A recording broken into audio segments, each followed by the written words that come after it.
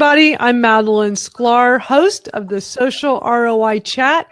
I'm here with our special guest today. Please welcome Karen Sutherland. Hey, Karen. Hi, how are you? I am so great. How are you? Really well, really well. I had a great time on our Twitter chat. So That was a lot of fun. You yeah, were wonderful. okay. Great job keeping up with the pace. It is a fast-moving chat. It's very fast, and it started at 7 a.m. here in Australia, so I had to make sure I was I up so know. early. So early. Gosh, well, Yeah, you're a trooper getting up so early for this and being a part of it with us. We really appreciate it. So today's topic is social media enabling online and offline communities. Before we dive in, can you tell everybody a little bit about yourself? sure. Well, at the moment, I'm a lecturer in public relations, but all of my courses are related to social media. And I teach at the University of the Sunshine Coast here in Queensland, Australia. And yeah, at the moment, I'm actually developing a degree program and a major to roll out next year, which focuses on a lot of different aspects because the demand is huge here in Australia for graduates with social media skills. And my research, more importantly, has looked at how social media can be used to, I guess, build and strengthen relationships by using it online and offline, if that makes sense. But I'll explain more of that as we get going. I think that is so interesting. And I think that's what makes for a good topic today and having you be the guest talking about this. So let's dive right in. I want to start first with question number one. The great thing about this, we can get your expanded thoughts.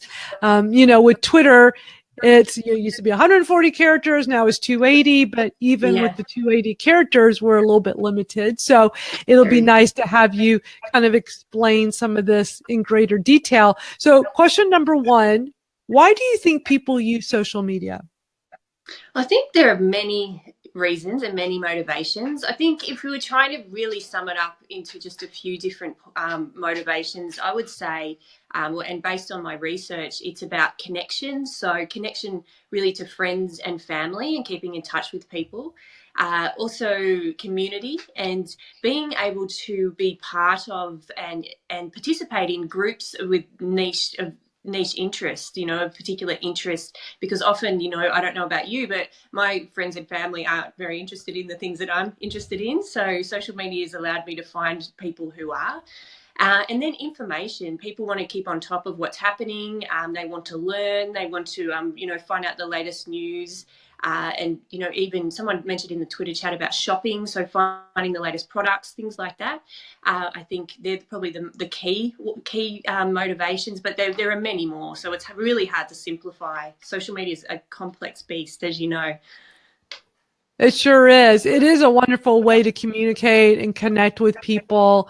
I love how we do this Twitter chat every week and use it as a way to bring people from all over the world together. I mean, I think you saw that we had people not only in the US and Australia, but people in the UK, Yes. just people all over the world. And it's such a great way to connect us all together through a hashtag. It's so Yeah, amazing, isn't it? it really is. It really is. I love It's that. Yeah, and it's. I mean, we in the past we couldn't do that, so it is still quite a new thing, and I think more sort of motivations and uses for social media are going to keep arising as we also evolve as people, really, and as a society. Absolutely. I totally agree with you on that.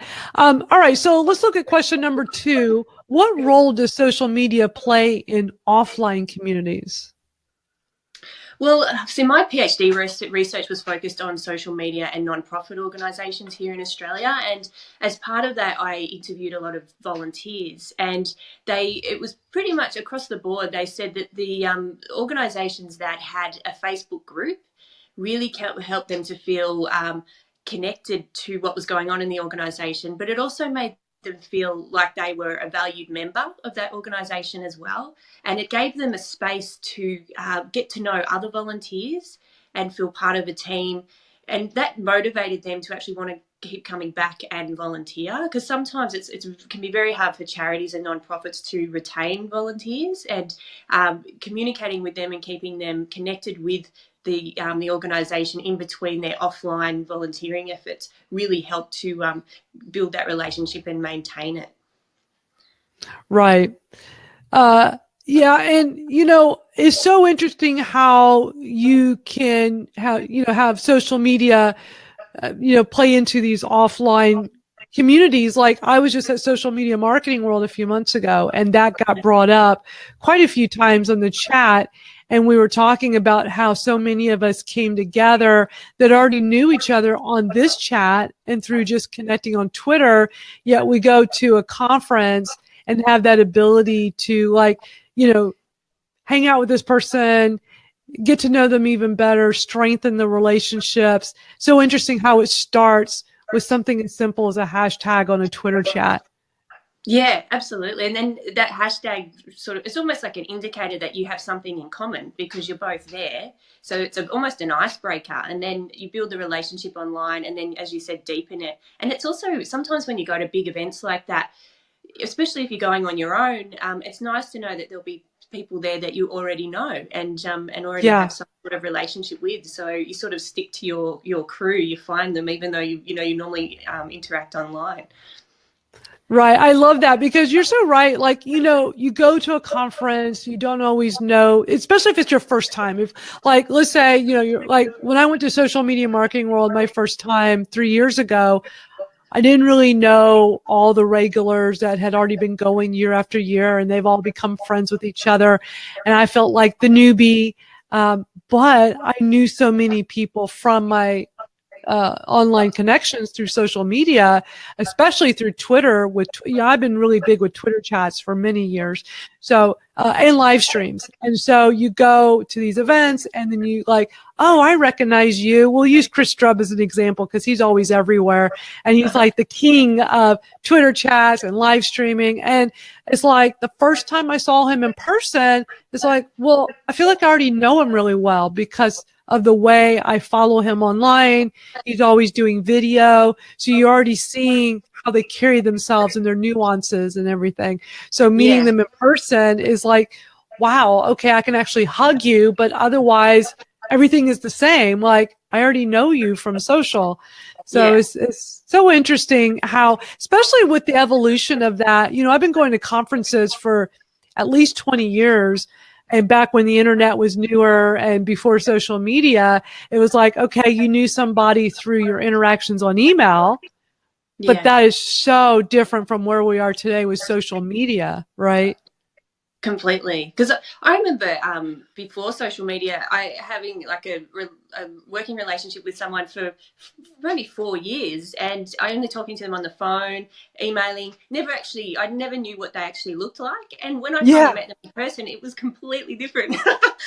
I sort of created this image and story in my head about who this person was, and it was nothing like the reality. So I think it's so interesting. Really helped. Yeah. It really does change the playing field completely or the landscape completely, because you're so right. You talk to someone on the phone, you do emails.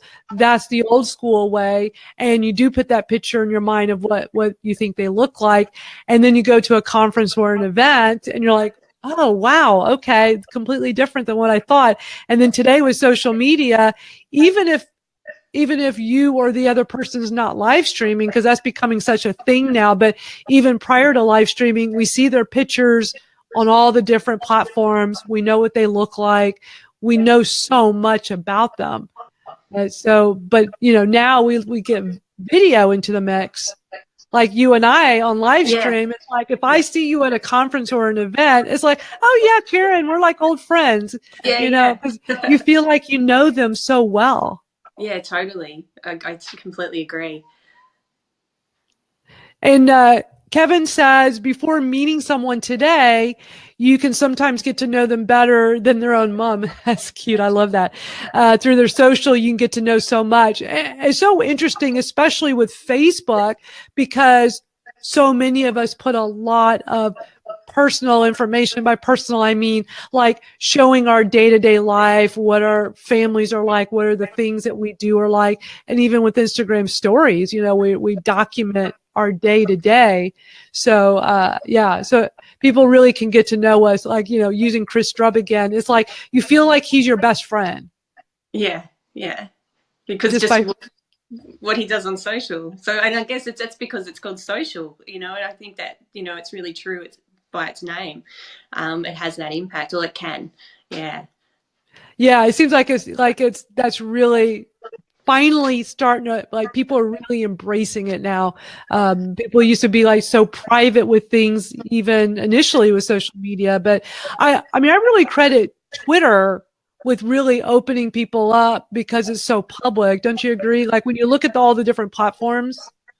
Yeah, no, I do. Yeah, because it is quite public. And I know from my own experience, Australians aren't huge Twitter users, but at an event or a conference, it's used in a really big way. And I think, again, that's sort of helping to bridge that online offline sort of that gap. And Twitter's great for that, and it definitely has that impact here. And even on like some television shows will have the Twitter feed down the bottom over here, so people are sort of participating as things are live, and I think that sort of helps to make people feel involved and part of something bigger as well. Yeah, it's a great way to connect with people when you're watching something on TV. But we're like glued to our phones as well. They call that second screen. And I'm guilty of doing that with a TV show. Like, I'll be watching a popular TV show, and they'll show the hashtag and encourage people. Like Shark Tank will encourage people to get on live and chat with some of them while you're watching the show. Yeah. I find that to be really interesting. Have y'all done like any studies on things like that?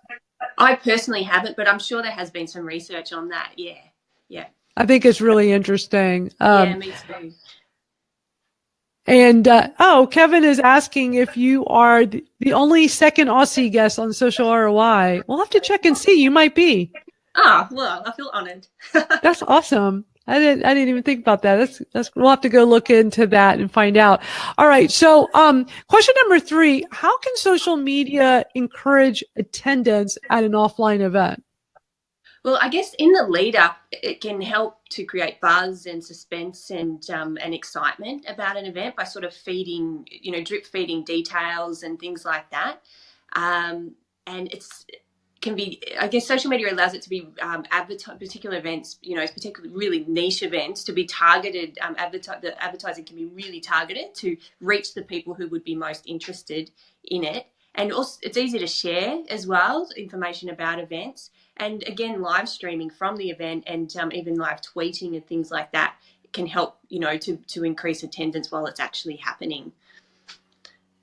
Absolutely. And that, I always stress the importance of events, putting out there what's the official hashtag so people know, like, when they're tweeting, when they're sharing stuff, to put that in there. Otherwise, there's confusion because people will make up their own hashtags. And then sometimes it's like 10 different hashtags at an event. And it's like, whoa, it's better when there's like the official. And I think people have gotten much better at putting out the official much further in advance. I remember years back working with businesses and them not really understanding the importance of that. And as social media has grown, hashtags can really help bridge people together from online to offline, right? Absolutely. And I mean, I just got back from it was an amazing conference in Portugal. It was spectacular, but it was about computer supported education, and there wasn't an official hashtag for that. And I thought, of all topics of a conference, you'd think that there would be a hashtag for, so people were making up their own, so you had to sort of follow a couple to actually get in touch with people who were at the conference too. I completely agree with the importance of an official hashtag. Yeah, definitely. All right. So moving along, number 4, how does social media influence as individuals' sense of belonging in an offline community? Okay, well, I can really only draw on, I've researched, actually had a paper published recently about this particular topic with university students.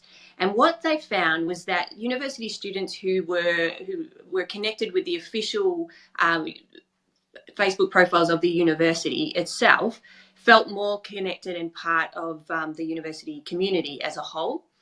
And I think that's because it sort of makes them feel part of a well-known group and a much bigger group. It also helped them to communicate easily with peers and with staff from the university, and it helped them to keep on top of what was going on when they weren't physically there. But also they use a lot of social media while they're actually there. If they might want to find out where something is, where something's open. So students actually use social profiles while they're physically at the location to help them navigate their way around there as well. So that sort of strengthened their sense of belonging, because they could actually function in the community quite effectively through the use of social media. I love that. I would love to is there a link to that article, that information? Can we access that? I can. I'll send that to you. Yeah, would love to see it.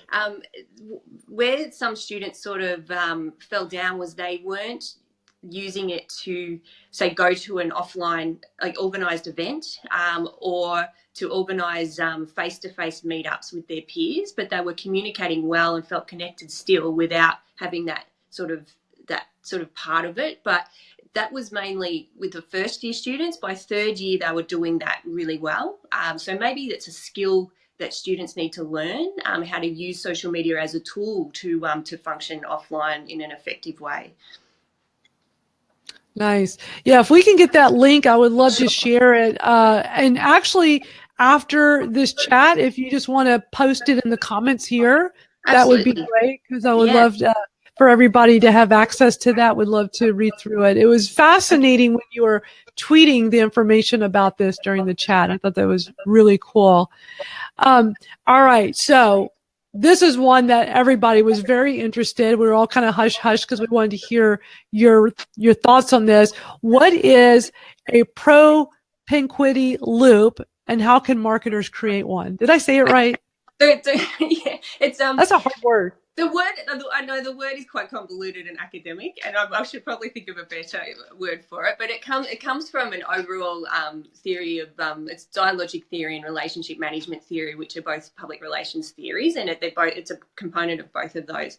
And basically, it means building connections by blending online and offline experiences. So if you think from a customer's point of view, whenever they interact with a business online or offline, to them it's just an experience interacting with a business. But what I've found with some organisations, they don't think about it from the customer's perspective. So they think online and offline are separate, completely separate things.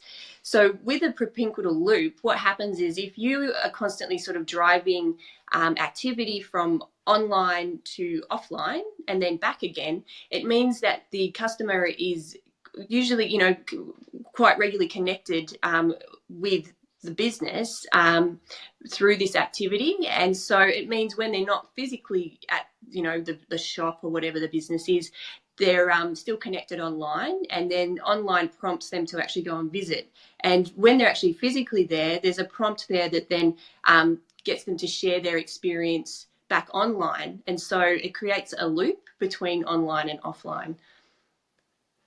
Interesting. Really, really interesting stuff. Is there anything written up about that as well? Yeah, I did an analysis on the ALS Ice Bucket Challenge, and I broke it down.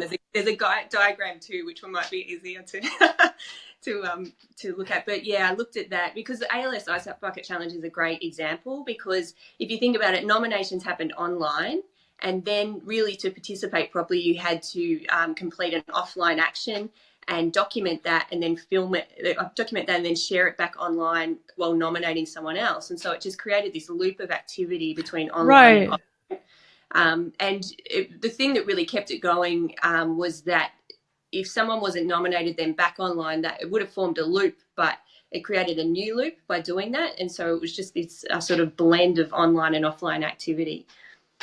That's so interesting. And Kevin says he loves that word. It's definitely his word of the month. I had to Google it a couple of days ago when I was going through the questions. I was like, I don't know this word. And I noticed that JMatt during the chat said he was Googling it. Very interesting. But when you talked about the Ice Bucket Challenge, like, okay, that makes sense. It's such a good visual of understanding what this is about. Are there some other examples that you can share with us? Yeah, well, I can share the one from that I shared in the chat. So I was a member. There was a female fitness centre. They're a big chain here in Australia, but I was a member of a local club when I lived down in Melbourne, and they were amazing. They built such a sense of community through their Facebook group. So what they would do is they would have like sort of I think one example was they had a squat challenge. So they would post and people would stay connected and have the group sort of open when they were at work and things like that, because they would just launch these sorts of challenges and things that were really fun. And so one was a squat challenge. You had to film yourself doing 20 squats wherever you were and then upload it, and you would go into the draw to win a prize. And so it meant that people were still thinking about their fitness and the club, and they were participating offline. Another example was they used to hide prizes in around the gym and let you know online that they'd hidden something. And they were really good prizes too. So people would and they would hide them well. So we would have these scores of women like who would descend on the club who would probably weren't even going to go that day to try and find this prize. And so they would help each other and take photos and share the experience on Facebook as well, which sort of encourage more people to do it next time too. So it was just a really interesting experience about, getting people involved offline through online means, and then sharing that experience back online, again, creating that loop. It seems like challenges are a really popular way of doing this, right? You get people to do things offline and then they bring it online when they share it. And then when they nominate people, and you talked about with the Ice Bucket Challenge, how that just keeps going and going and going. Yeah. JMatt had a great example. He's been doing a push-up challenge for a really long time. And every single day he posts a video and shares it on social. Yeah, that's commitment. That is real commitment. It's real commitment. And if he's still here, I would love for him to post a comment of how I'd love to know how long he's been doing it. Cause I remember when I first met him last year, he was doing it, and I would go on to, I don't remember if it was Instagram stories or Snapchat, but I would just see this every day. Yeah. And I know he's still doing this. And it's like, wow. Amazing. He must have the best biceps. Wow. I imagine so. I haven't met him in person yet. I know him pretty well through Twitter chats and through live streams, but not in person yet. So it's a commitment. That's what I love about meeting people at conferences and events is so amazing. All right. Our last question number 7. Do you believe relationships built on offline and online interactions are stronger than online only relationships? Look, obviously it depends on the relationship, but from the research that I've done, I haven't found any research yet that says purely online relationships are sort of more effective for communication than face-to-face. So everything is still saying that face-to-face communication is still one of the best forms, of communication. But I think online can help to, begin the relationship and build the relationship. And you don't have to meet face-to-face all the time. But I think because we experience the world through our senses. That's what, humans are, and we're social creatures. So I think sort of having that face-to-face interaction sometimes can really help to strengthen that. And I think you remember that more, going to an amazing event more so than sort of looking at a business's social media content. I think that will, foster a stronger, positive brand associations and relationship with that particular brand than just purely looking at online content. I want to do more research into that for sure. But yeah, I think a combination is probably the best way to go. I've always found that when you have the combination, it's the strongest. Yeah. You know someone online, then you go to an event, you get to meet them in person, and it's like, it just takes it from here to here, right? Yeah. And then you feel like, okay, now we're best friends. Yeah. I completely agree with that. I just think I think it's I guess it's just the way we experience the world. I think just having, you get to know someone a bit better. And I know video is good, but yeah, I still think that face-to-face adds just another dimension to it and strengthens it. Absolutely. This has been so wonderful, Karen. Thank you so much for spending time with us today on the chat and with the live stream. Really valuable information for our community. So we really appreciate that. What is the best way for people to see more of your work and see what all you're up to and reach out and all of that? What's the best way for people to do that? Well, probably I have a Facebook page. So it's Dr. Karen Sutherland. On Facebook, I can put a link in the comments. That would be wonderful. Like. And Twitter and LinkedIn. You know, I sort of live on those mediums. I'm on Instagram, but it's more sort of, I'm addicted to beach sunrises, so it's all that sort of stuff. Really. I'll post the link to your Twitter, and then if you can post your Facebook and website, anything else in the comments later, that would be awesome, and everybody can refer back to that. So great. That would be great. Thank you so much for your time. Really appreciate it. This has been awesome. Thanks for having me. And thanks for everybody watching. We really appreciate you.